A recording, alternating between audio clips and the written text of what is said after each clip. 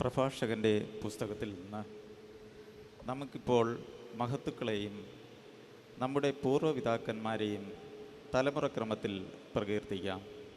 അവർ കാരുണ്യമുള്ളവരായിരുന്നു. അവരുടെ സൽപ്രവൃത്തികൾ വിസ്മരിക്കപ്പെട്ടിട്ടില്ല. അവരുടെ ഐശ്വര്യം അവരുടെ പിൻഗാമികളിലും അവരുടെ അവകാശം മക്കളുടെ മക്കളിലും നിലനിൽക്കും. അവരുടെ സന്തതികൾ ഉടമ്പടികൾ പാലിക്കും. അവരുടെ മക്കളും അവയ്ക്ക് വേണ്ടി നിലകൊള്ളും. അവരുടെ ഭാവി തലമുറകൾ എന്നേക്കും നിലനിൽക്കും. അവരുടെ പ്രതാപം മാഞ്ഞു പോവുകയില്ല.